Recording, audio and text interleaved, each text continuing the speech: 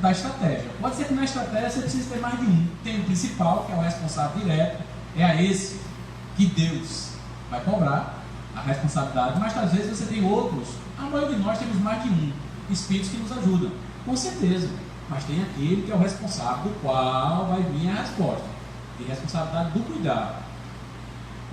Você pode trocar de guia espiritual? Pode, se você cansar de você, estou brincando. Se for necessário que seu guia espiritual assuma uma outra tarefa mais importante do que você, a espiritualidade pode, em determinado momento, convocá-lo e outro assumir, de mesma qualidade, de intensidade, de responsabilidade que você tem como guia espiritual, né?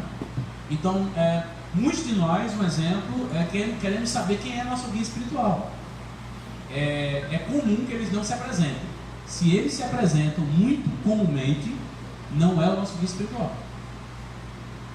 Porque eles vêm de uma escola onde eles são treinados a não se apresentarem, que é a escola de Jesus. Para que dizer quem é? Ah, mas Divaldo Pereira Franco tem Joana de Ângeles, tem até nome, sei. Quando se faz necessário, eles se revelam. Mas quando há uma necessidade grande, e tem que estar na estratégia também, como é o caso de Divaldo. Mas tem gente que fica querendo saber. Tem até também livro que descobre o nome do seu anjo da guarda. Não vai nessa onda, que isso é mentira também. Eu lembro de uma amiga na escola que trouxe um livro de anjos e disse assim: Fábio, diga o dia que você nasceu, o ano, eu vou dizer quem é seu anjo.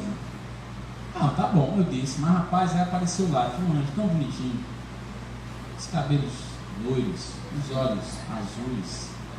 Aí eu disse, mas tem muito anjo nesse livro, tem vários, anjos e arcanjos. E ela tinha crença mesmo nisso. Disse, me mostra aí, ela mostrou, mostrou todos os anjos. Realmente eram figuras assim, bonitas, para aquele biotipo e etnia. No final disse, mas cadê o anjo chinês? Ah, não tem não. E o africano? Ah, também não tem. Não tem? E o mongol? Não tem não? Não, não tem também não. Eu digo, esse céu só tem europeu? Aí ela pensou comigo assim, realmente, né, Fábio? Ele não é estranho.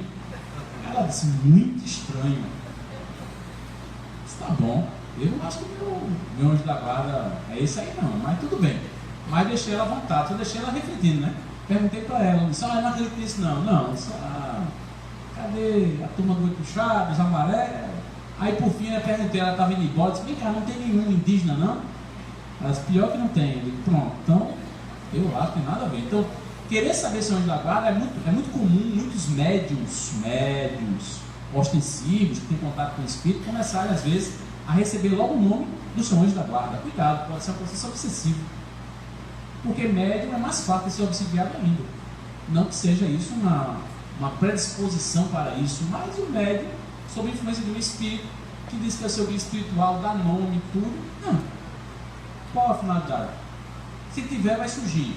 Mas tem que tomar cuidado para não estar sendo influenciado por um espírito que simplesmente quer dizer o nome dele.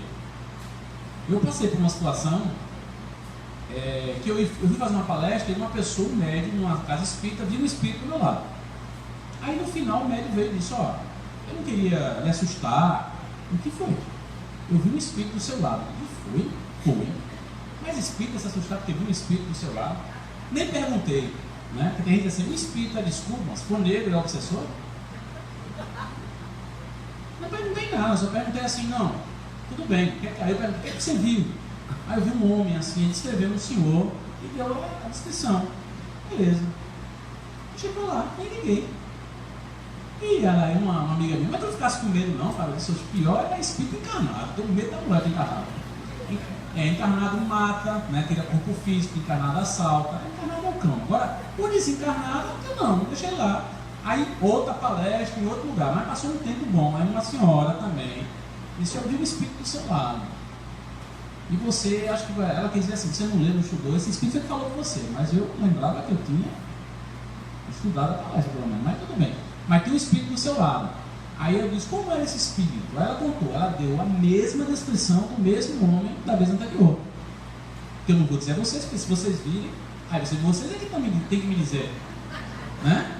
Aí por fim, Eu estou numa reunião mediúnica e o médium descreveu o espírito do meu lado. De duas, uma. Ou esse espírito caminha comigo quando eu vou fazer palestra, participar da tarefa espírita, ou ele é um obsessor que entra em todo buraco que eu vou e a turma está vendo, né? Não pode ser duas coisas. Pode. Final. Aí um dia veio uma mensagem, quando eu terminei meu curso, eu tinha terminado o curso na faculdade e tudo mais, aí veio uma mensagem psicografada. E o médico que psicografou, o espírito disse que ele me acompanhava sobre diversas tarefas que eu realizava, que ele me admirava, coitado, ele me admirava, porque ele, quando esteve aqui no planeta Terra encarnado, na sua última encarnação, ele estudou muito ciência, nós éramos amigos nessa encarnação, só que ele era mais inteligente do que eu, vou duvidar. E aí, ele disse assim, não, mas ele disse que era muito inteligente, preparado, tinha conhecimento, mas não tinha simpatia pela espiritualidade. Ele não falou do espiritismo, que nem tocava nesse assunto, ele não tinha simpatia pela espiritualidade. Por fim, ele no mundo espiritual aprendeu a importância da espiritualidade. Eu reencarnei primeiro, claro, os que devem mais voltam mais rápido. E aí ele disse que me acompanhava desde sempre, mesmo na tarefa intelectual. Ele era um amigo que quase sempre ajudava, que ele pediu para ajudar alguns amigos, quer dizer, ele não era meu guia espiritual, mas em alguns momentos ele me ajudava. Aí eu perguntei para a médica, como era essa pessoa? Ele descreveu o mesmo senhor, as mesmas características, o cabelo, como era penteado, que era cabelo grisalhos, a forma do nariz, tudo como a outra pessoa colocou, o médico colocou aqui. Então, aí eu comecei a deduzir, e ele botou um nome, é o Otacílio. Eu comecei a deduzir que esse espírito é um amigo espiritual. Mas também, aí, Fábio, não mudou nada. Nada. Não tem que estar preocupado com isso, porque a gente tem muitos amigos espirituais. E às vezes a gente tem o nosso guia espiritual, ele vai passar a vida inteira e ele não vai se pronunciar. Então não tem que ter essa preocupação. Pelo menos é assim que o doutrina espírita nos ensina. Já foi esse? Não, já foi. Vamos lá. Minha tia obsedia minha irmã. E minha irmã obsedia minha tia. Não fica assim não, tem mais do que a gente imagina. Como posso ajudá-las a parar com essa obsessão? Se elas não acreditam nem querem me ouvir. É complexo mesmo, mas só que é o seguinte: o exemplo, ele arrasta muito mais do que qualquer palavra.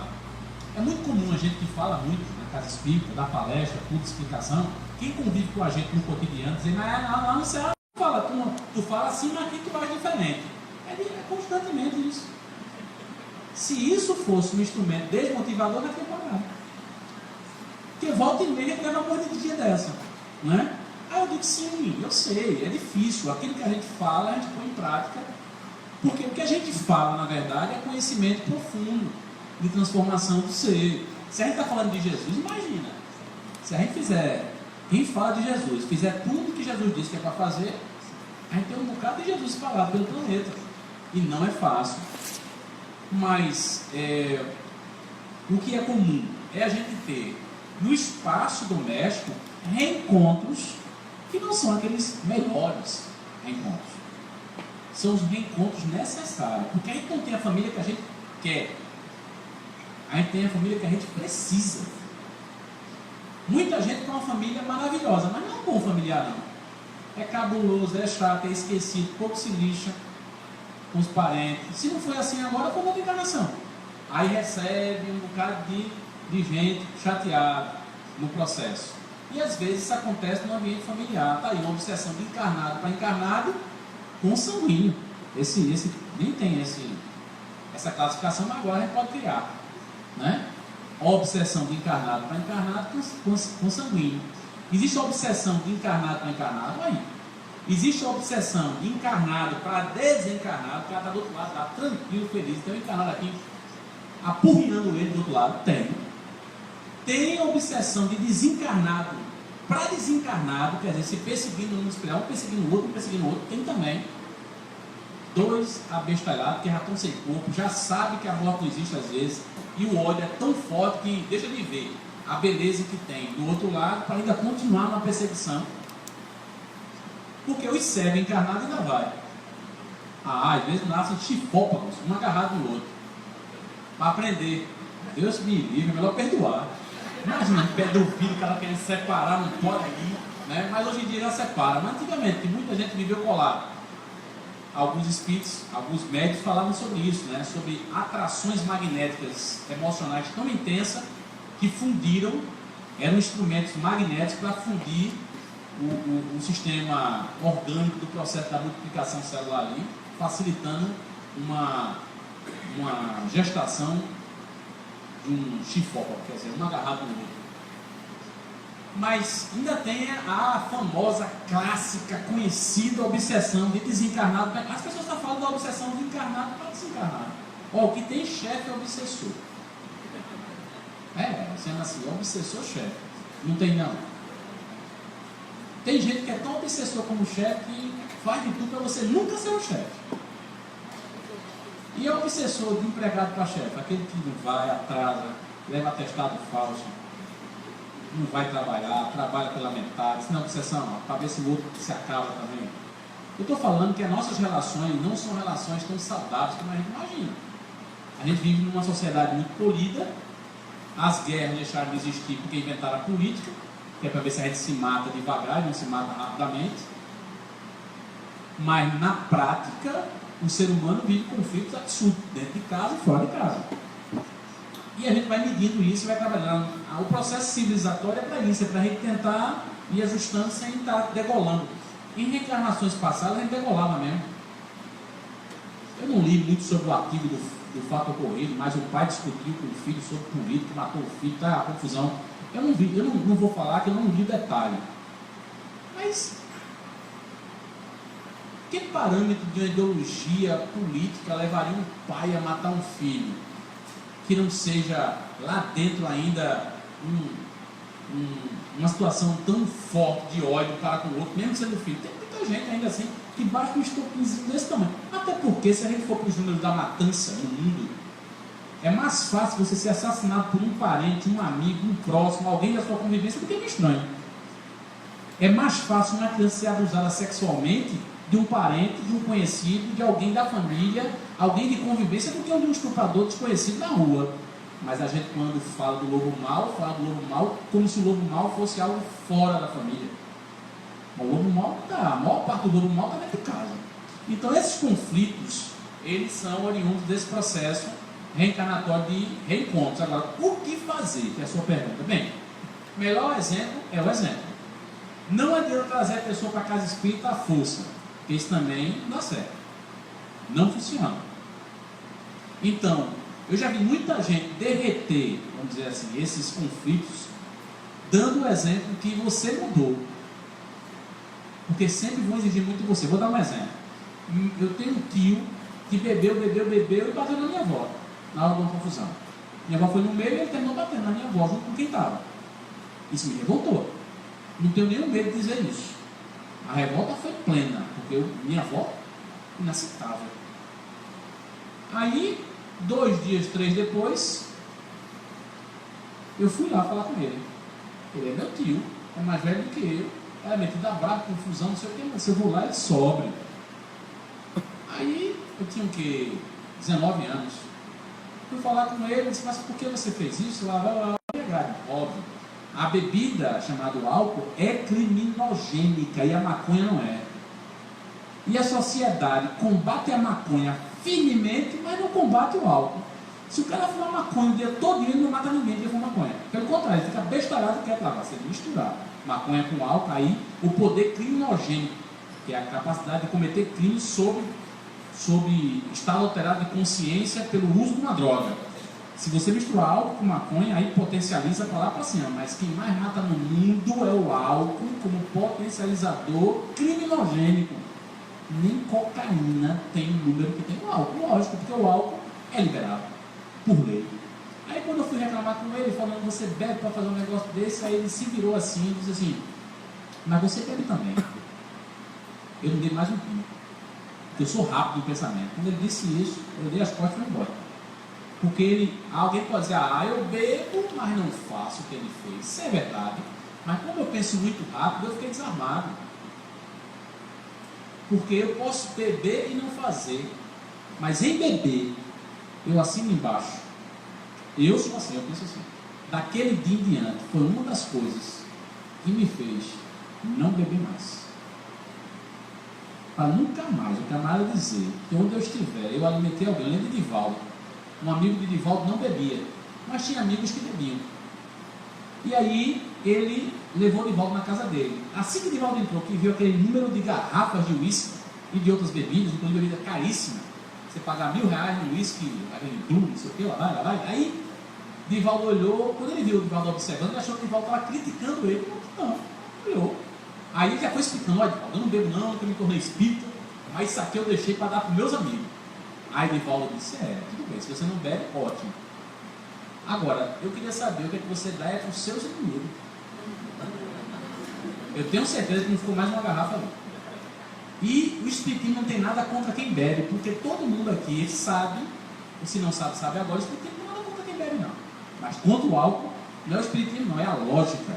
Qualquer coisa que ele tire do seu estado alterado, do seu estado de consciência, e lhe altere a consciência, é prejudicial. Seja pouco, seja muito. Eu estava vendo assim, o uso da bebida, por exemplo, vinho, que eu gosto. É bom para o coração, se você toma um tipo seco. Massa, é bom, está aí a ciência dizendo, mas já viu qual a quantidade? Aí o cara, não, vou tomar umas 3 garrafas por dia, porque aí resolve o coração. Resolve porque você desencarna mais rápido, vai diminuir seu tempo de vida. Mas tem um quantitativo que a gente pode dizer que ele é medicamentoso.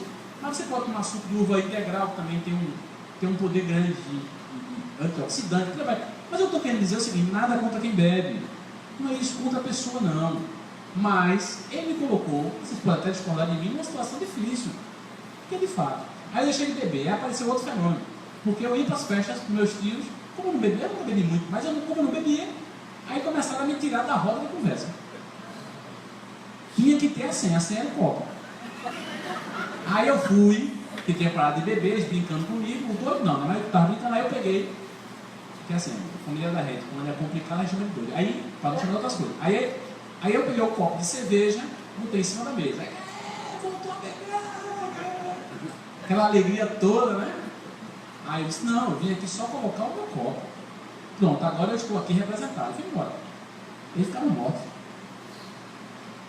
Aí mandaram me chamar na hora e disse: não, a partir de hoje você vai sentar aqui, toma o Guaraná, o que você quiser, mas é o copo, não é você. Isso é o que eles sentiram, né? Mas já percebeu que quem bebe não quer beber sozinho? Fora o obsessor, que já está bebendo com ele, ainda quer arrumar mais um. A turma não paga um quilo de feijão para ninguém, mas uma cerveja paga. Porque a bebida, ela tem, por natureza, uma capacidade de socializar. O cara pode ser o cara mais milionário do mundo, mas ele bebe com o cara mais pobre do mundo. Ele só não bota o cara para trabalhar, mas para beber ele bebe. Essa é a capacidade que a bebida tem na cultura humana. Então ninguém pode desprezar isso. Eu estou falando de outra coisa. Eu estou dizendo, é o risco que se tem quando algo altera o nosso estado de consciência. Você passa a não ter mais controle total de suas atitudes. Pode ser uma perda desse tamanho, mas é uma perda. Então o que ele quis dizer para mim foi o seguinte: tu bebe também. Quer dizer, além de eu permitir, estando junto dele, ele não se controla quando bebe e fica agressivo. Eu fico com sono. Então é um sono horrível. Mas é um estado alterado. Eu devo ficar muito chato. Eu sou chato, imagina com sono. Então é isso. Então, mas tem que ser respeitado. Pergunta pelo Facebook. Tá no Facebook? Tá, né? Você não estava não. É normal se identificar com a doutrina e ao mesmo tempo sentir medo? Claro, eu mesmo tenho medo daquilo que eu não conheço. Isso é do ser humano, qualquer ser humano. Mas o medo em mim me faz ir mais adiante. Porque instiga, querer conhecer. Tudo que é desconhecido traz um certo medo, não tem como não. É normal. Vou dar um exemplo. Eu assisti uma palestra uma vez de uma psicóloga que eu amei. Eu estava num congresso, eu adorei. E daí para aí eu comecei a pensar sobre isso. E é verdade.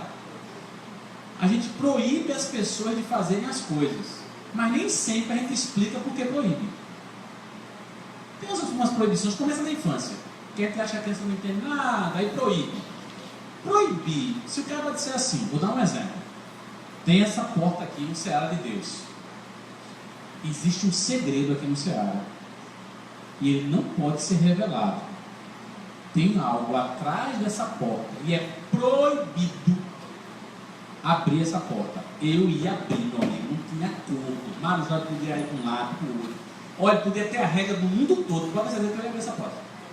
Era só questão de tempo. Eu não conheço.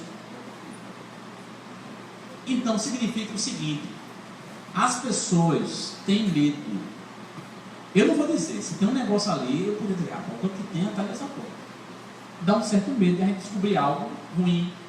de ter algo que você não controle. Então, a criança é assim, se você disser a ela que não pode, tem uma ou outra criança que pode até se controlar, mas vai ter uma, que é o ser humano, que vai passar dali. Se você disser Everest, o cara, não, é o ponto mais alto, é o homem que você não chega lá, não foi? Quando chegou, ele disse, mas tem um lago que para escalar é quase impossível, é por isso que eu vou agora. O ser humano é isso. Botaram na cabeça de ir para Marte agora. Aí a confusão, para Marte. Minha gente, quem for para aquela missão tem toda a chance de não voltar. E não tem mais não sei quantos milhares de gente no mundo que inventou de querer ir. O cara está dizendo, você vai, agora a chance de você voltar é zero. Aí eu quero ir. E existe um negócio desse. Se você pega um astronauta, ele sabe que a missão é super arriscada e ele pode não voltar. Mas ele quer o desafio. Então o Espiritismo não deixa de ser um desafio, porque a gente carrega uma história de que religião era algo sagrado, e é.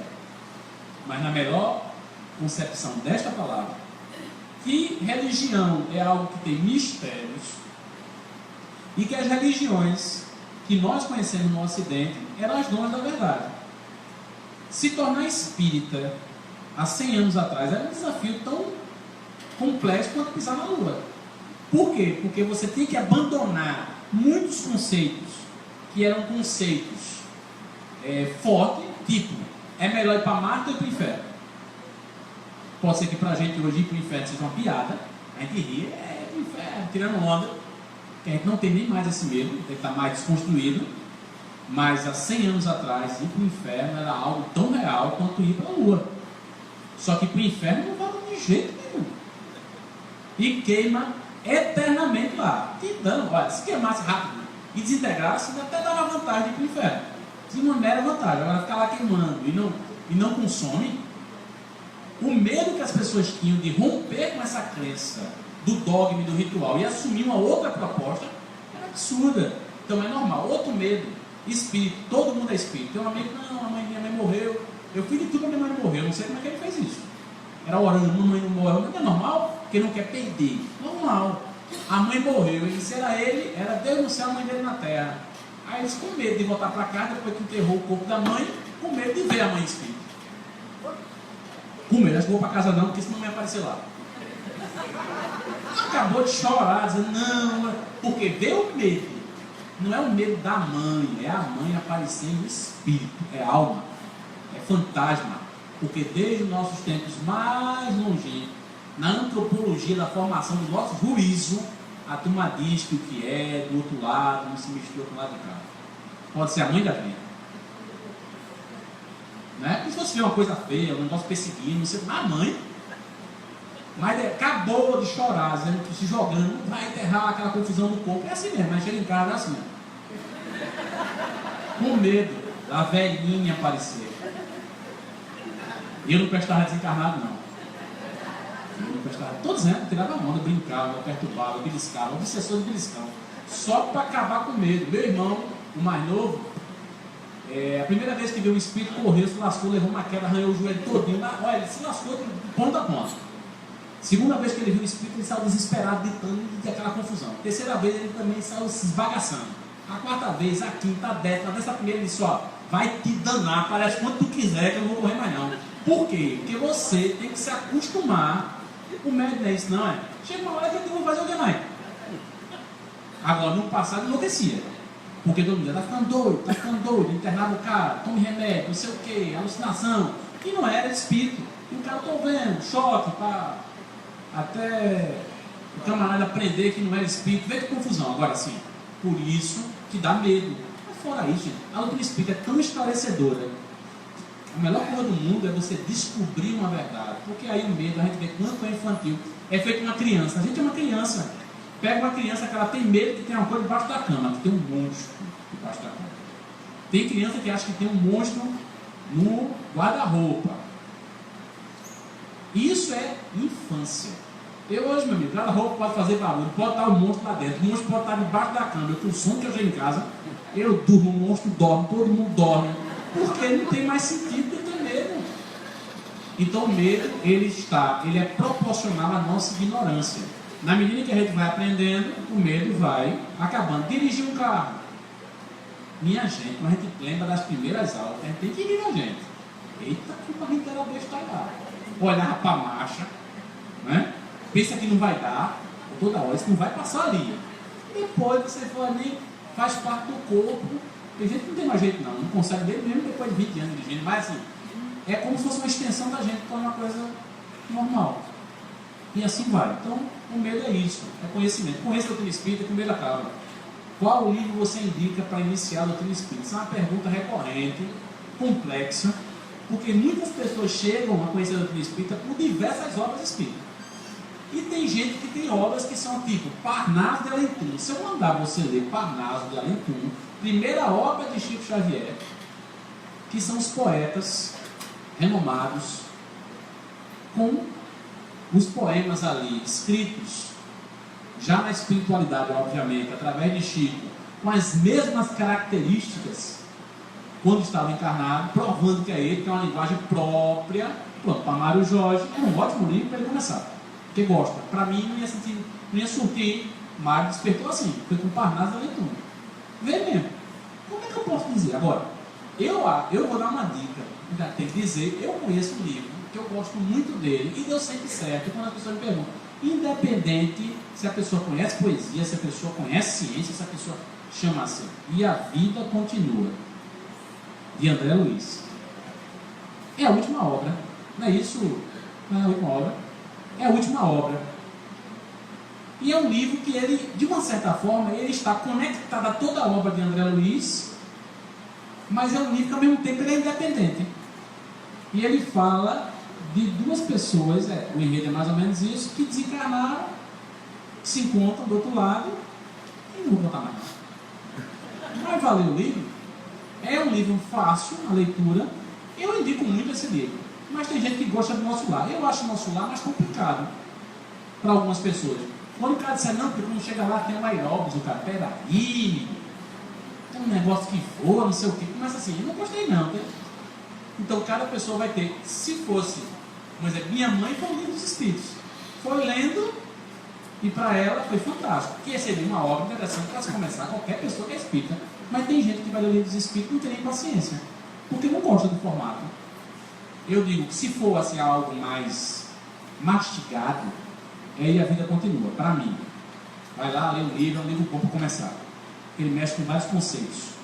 Conceito de quem está encarnado, conceito de desencarne por doença, pela morte e aquela história toda. Depois, o mundo espiritual, ele é mais simples, ele não vai naquele detalhamento de Nosso Lar, porque Nosso Lar tem um outro objetivo, de detalhar muito o mundo espiritual, para você entender as instâncias espirituais já.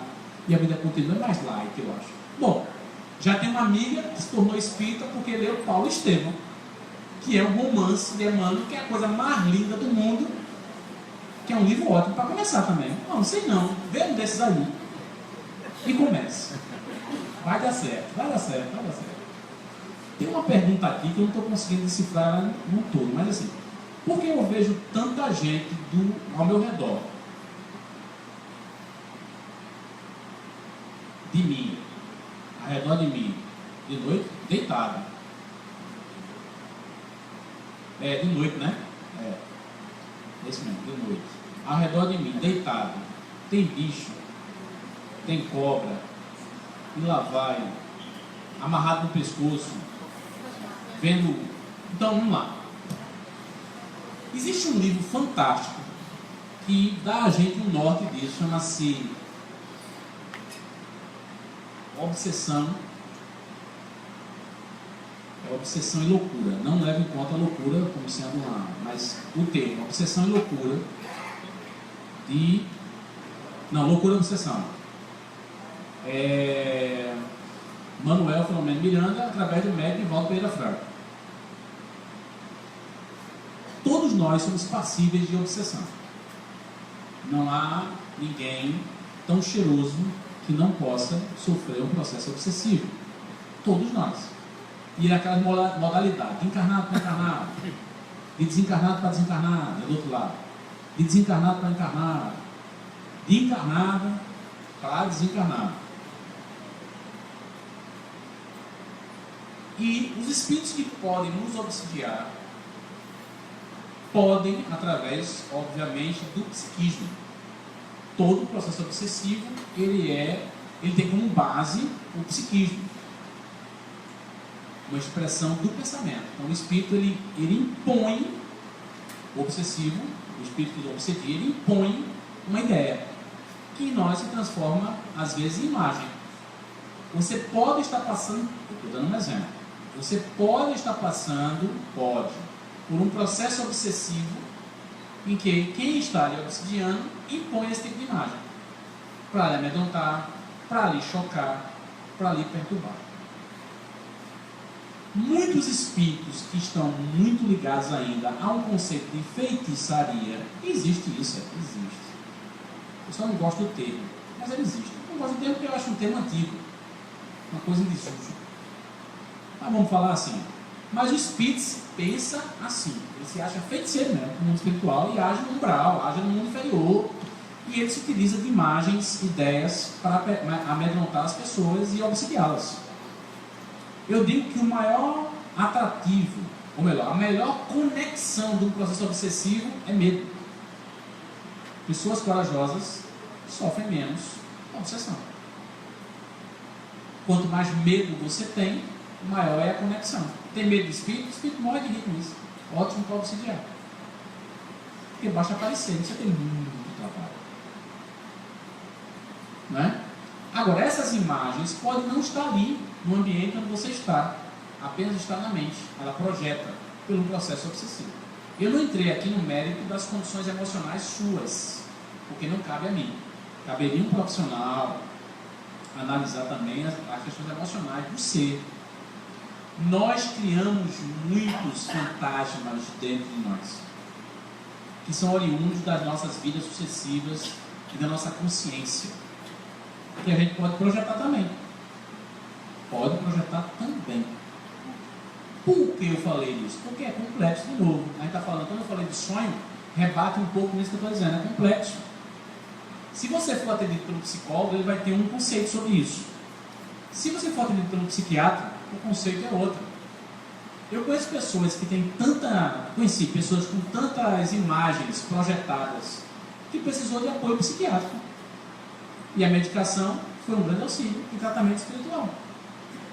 Porque às vezes isso está por tantos anos continuamente acontecendo que criou em você como se fosse uma mancha emocional que você repete aquela imagem.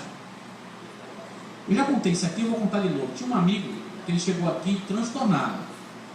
Nunca mais ouvi, há muito tempo que eu não vejo. E ele tinha um sonho recorrente. Toda vez que ele sonhava e tinha esse sonho, ele acordava muito mal, transtornado e precisava ir para a medicação mesmo, porque era um transtorno absurdo. Foi enquadrado pelos psiquiatras como esquizofrênico. Eu não estou dizendo que ele não é, mas o que detonava, o que naquele momento, vamos dizer assim, era o gatilho para ele ter os momentos piores desse processo? Era ele ter esse sonho. E ele sonhava o seguinte, ele sonhava uma casa num ambiente super escuro, ele subia um caminho, quando chegava nessa casa, que ele abria a porta, o sonho acabava. Mas se ele conseguisse abrir a porta, pronto, no outro dia ele já acordava transformado. Mas a memória dele estava apagada do que tinha dentro da casa.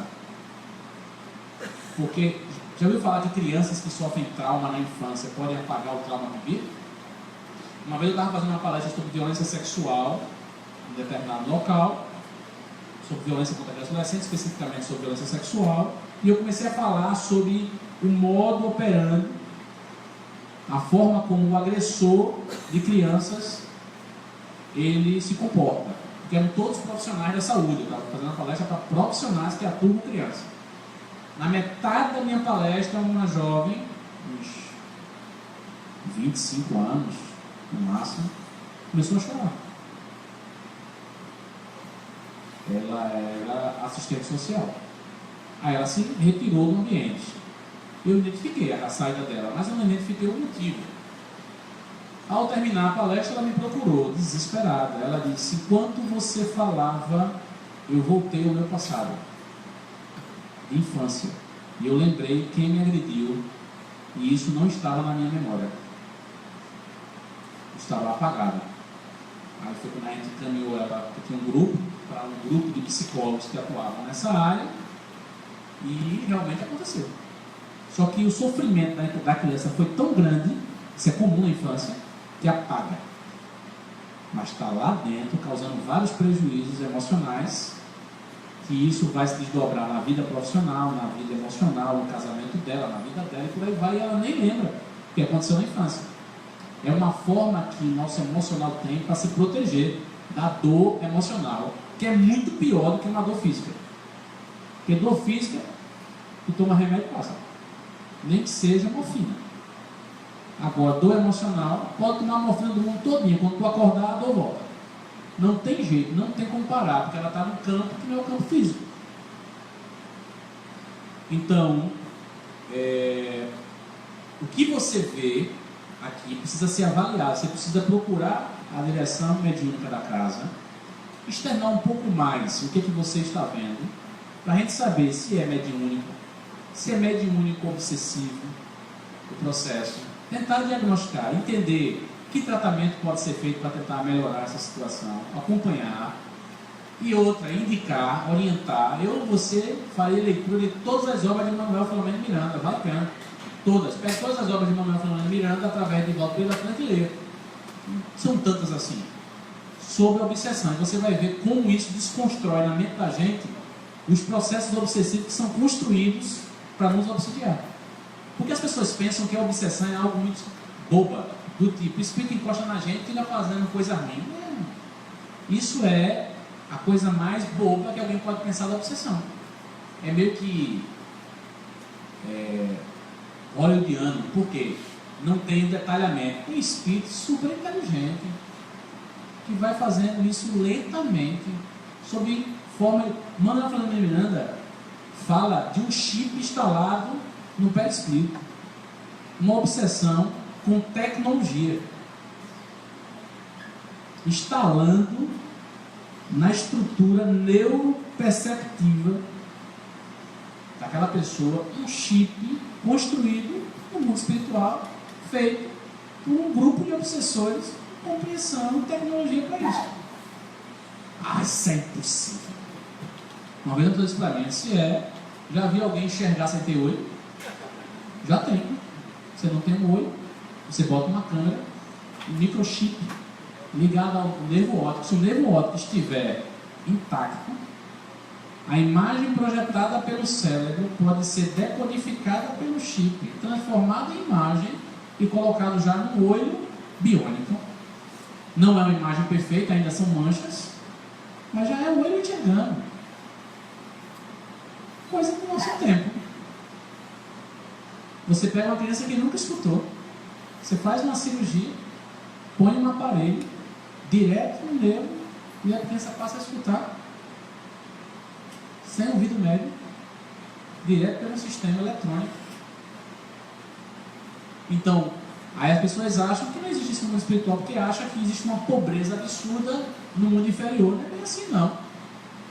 Quem desenvolveu as armas de guerra não foi o mundo superior, não.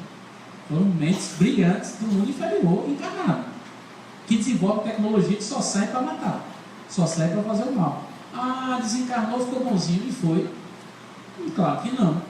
E assim a gente não tem ideia da dinâmica do mundo em que nós estamos vivendo, quanto mais daquilo que se projeta como mundo espiritual. O cara, cadê Deus? Já está no mesmo lugar. O problema é que nós somos responsáveis pelas nossas atitudes. E quem disse que Manuel Filomeno Miranda está lá. É uma boa indicação para quem quer entender um pouco mais sobre isso. Qualquer coisa, procure, é preciso ser mais específico.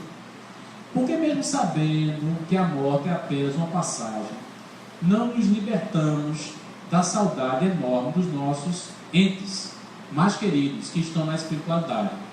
Veja, isso é resultado da nossa, me perdoe, tem que entender, da nossa compreensão superficial. Eu sei que sofre, eu sei que a gente sente falta, eu não estou negando isso, mas se isso lhe incomoda ainda muito, extremamente, é porque ainda a gente não conseguiu dissolver os conceitos que a gente ainda carrega nesse nosso inconsciente passado, da nossa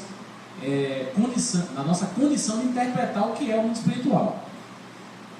Um exemplo, quem acompanha as psicografias de médicos como Newton Santos, como Carlos Bacelli, agora recentemente Fernando Bem, quem acompanha as psicografias que foram feitas por Chico Xavier, sinceramente, quando a gente sai daqui, chegar no mundo espiritual, por mais que a gente entenda esse sofrimento que é natural, é do ser humano, mas a gente com arrependimento, perdi um tempo, porque o mundo real continua tão real quanto o real é aqui.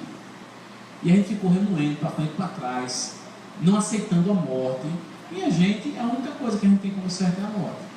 Não é fácil aceitar porque os nossos limites humanos e a nossa trajetória de compreensão é que ainda não se libertou o suficiente. Eu estou falando de você, não estou falando de mim. Quanto mais a gente se liberta, mais força a gente tem para compreender isso. Então, cada mensagem que a gente vê psicografada de um espírito comunicante que está no além, fortalece. Olha, eu vou dizer, a gente deve ter pena da gente aqui.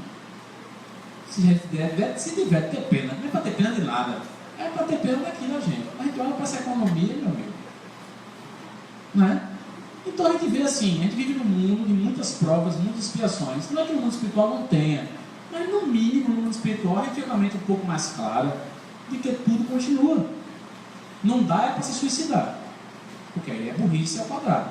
Porque é você querer mexer em algo que não lhe compete, que é a vida, não é nossa. Quanto responsabilidade do criar é de Deus. Existem leis que controlam tudo isso e a gente precisa respeitá-la, que inclusive está na base da garantia dos próprios direitos que a gente inventa, que é os direitos humanos. Como é que a gente defende que não se deve matar, não se deve agredir, a gente faz isso com a gente mesmo? É uma contradita no que se refere ao que é o conceito mais importante, que é a vida. Agora, a gente precisa entender que continua vivo. Se a gente pesquisar um pouquinho, Fernando Bem recebeu uma mensagem aqui, a moça desencarnada de um crime, né, bárbaro, ela foi assaltada e desencarnou, disse para a mãe aqui, que não conhecia Fernando Bem, procurei saber, não sabia nem quem era Fernando Bem, nunca teve contato com ele, nunca falou com ele no Facebook, nunca falou com ele no WhatsApp, porque tem uns abestalhados dizendo que ele arruma tudo na internet. É porque quando não tem o que fazer, o cara arruma o que fazer, nem que você vai prejudicar os outros. No final, essa mãe disse, não, vem para aqui, e recebi a mensagem. Certo. Aí na mensagem a filha disse, você vai receber uma transcomunicação minha. Dias depois, em Seattle, nos Estados Unidos, a transcomunicação vem. E o pessoal de Seattle é informado, obviamente, quem é a pessoa, e descobriu que era a menina saiu daqui sem pagar passagem aérea. Vê que negócio massa. Sem ser barrado na alfândega, muito menos na entrega do seu passaporte. Foi lá nos Estados Unidos, que não tem distância, fez uma comunicação por imagem, que é a transcomunicação instrumental, mandou um recado para a mãe, a imagem dela aparece na TV, nítida, clara, e ela dá uma mensagem. E a gente está achando que morreu, acabou, né? Não acabou. Ou a gente se convence disso, não vai dar passo para frente mesmo, não. Porque eu não vou mentir, não. Eu tenho 3 filhas. Eu só peço a Deus que eu possa deixá-las atingir, criar, né, que a gente diz. Mas quem me garante que não vão mais cedo? Eu posso garantir isso. Isso não dói na gente que é pai. Você não imagina um filho primeiro que você. Mas por que a gente interpreta a morte como algo perverso ainda dentro da gente? No dia que a gente tranquilizar, vai demorar ainda. Isso melhora. E no dia de tranquilizar, melhora tanto, porque a sociedade muda. Porque a gente não vai mais engolir o que a gente está engolindo nessa sociedade injusta que a gente vive, não. O que adianta acumular, se o destino é morrer? O que adianta tudo que a gente vive, se a gente tivesse a compreensão que tinha Gandhi? Vai ver, Netflix, vai lá, é baratinho, se você não fica rindo, né? Vai lá na Netflix, aí pega lá, tem Gandhi, assiste aquele documentário. Na verdade é a vida dele, não é um documentário, é uma biografia. Se a gente tiver tem uma cena para fechar, que no final ele faz uma greve de fome porque os muçulmanos estão brigando com os hindus depois da libertação, né, da saída dos ingleses. E a revolta é grande, eles começam a se matar e tudo mais, e Gandhi vai para Calcutá, que é a cidade onde estava tendo o maior número de crimes bárbaros entre eles, se matando, que antes eram oprimidos pelo opressor que era o inglês, que era o Império. Aí Gandhi faz lá um jejum, que ele chama de greve de fome, e está perto de morrer já, porque ninguém para de brigar. Só que como ele é o pai da nação, todo mundo respeita ele por causa de toda uma história muito bem construída, de vida exemplificada. Os muçulmanos, os líderes muçulmanos e os líderes hindus vão até Gandhi pedir para que ele pare com aquele jejum, que eles vão parar a guerra entre eles, civil. Aí começa a jogar as armas assim nos pés dele. Aí um jovem que está militante e é liderança dos hindus na guerra, chega perto dele e joga tipo uma tapioca pernambucana em cima de Gandhi assim, que eu não sei nem o que é aquilo. Coma! Você não pode parar de comer não, é revoltado. Aí joga a arma e daqui a pouco ele começa a chorar. E ele diz: eu parei, nós vamos parar por causa de você, mas eu vou para o inferno. Aí Gandhi, mesmo sem força, sem nada, diz assim: a Deus pertence o nosso destino. Aí ele disse: não, eu matei uma criança desse tamanho nesse conflito, porque um muçulmano matou meu filho, meu único filho desse tamanho. Ele está louco já, desesperado. Mas eu matei uma criança muçulmana e eu vou para o inferno. Aí ele está perguntando a Gandhi o que fazer, na verdade. O desabafo dele é esse. Aí Gandhi levanta a mãozinha, que não aguentava mais levantar nem o dedo, olha para ele, aquela bondade, e diz para ele: adote uma criança. Levanta o braço assim, desse tamanho, para que haja a sua redenção. Aí Gandhi diz: adote uma criança desse tamanho, mas adote uma criança órfã, muçulmana. Então, na hora que a gente percebe aqui para nós, entre morrer e ver um filho meu matar uma criança desse tamanho, que meu filho morra. Porque pior do que morrer, porque morrer não é ruim. Por mais que seja ruim para a gente, mas comparado a matar uma criança desse tamanho, e mesmo ele matando uma criança desse tamanho, um anjo como o Gandhi disse qual é a solução. Se tem uma solução para quem matou uma criança, por que não tem uma solução para a gente? Por que não tem uma solução para a morte? Gente, a morte é natural. Eu sei que é difícil, mas é natural. Porque a gente aceita ou não. Então, né? Vou responder mais não, porque muito, né, Maria? Na próxima eu tento responder. A gente manda. Mas se no final quiser aqui obter a resposta, pode me procurar. O Mário fica comigo aqui até meia-noite.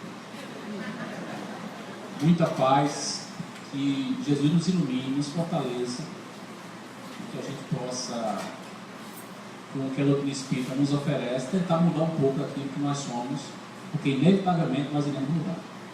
Não tem como fugir da mudança. Se tem uma coisa que não muda, é isso. É a possibilidade de mudar. É a única coisa que não muda. Então, muita paz a todos. Que assim seja.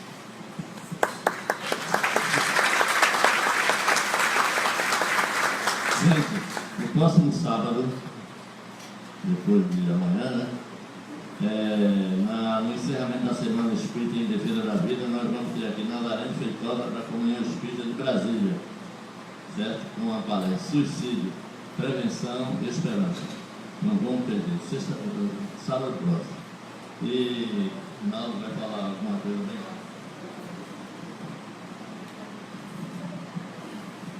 Gente, só no início a gente colocou aqui a slide no Data Show sobre o Natal Solidário. O nosso Natal Solidário já vem há 2 anos. A gente pede alimentos não perecíveis, que é colocado aqui atrás da tribuna, tem uns pallets aqui. E as pessoas podem trazer, vocês trazerem as doações e colocar ali diretamente. Podem adentrar aqui na porta e colocar quando trouxer. Esses alimentos são confeccionados, formatos são cestas básicas, e essas cestas básicas são doadas à comunidade. O café da manhã de Joana, diga-se por passagem aqui, trabalho muito bacana que o pessoal daqui da casa faz sob a coordenação de Joana, e essa comunidade vai receber essa cesta básica no Natal, na véspera do Natal, e a gente conta com a doação de vocês, tá bom? Você é recado. Imitando Natal Solidário, a creche, essa ideia está assim, a creche de Jesus de Nazaré, está lá com a árvore de Natal, adota uma cartinha. As crianças pedindo o presente de Natal. É presente mesmo que elas pedem. Então, quem quiser pegar lá uma cartinha, não é correio, não, tem uma árvore de Natal com cartinha da criança, na creche. São 110 crianças. Então, gente, vamos terminar nosso trabalho, né? Vamos ter um sábado, essa é uma palestra muito boa. Fernando bem já está acertando aqui o dia de vir lá para aqui para receber as cartinhas que o Fábio falou, né? Para vocês perceberem a grandeza da vida após a morte, para acabar com essa questão de não acreditar que a vida continua. Isso é materialismo puro, e nós não somos materialistas, somos espiritualistas, somos espiritistas.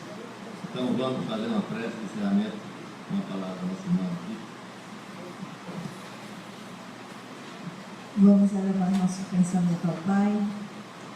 Jesus, mestre amigo, mais uma vez, em nome de Deus, nosso Pai, em nome de nosso irmão maior, da espiritualidade amiga, em agradecimento por tudo que aprendemos e que nos irá com certeza fazer refletir.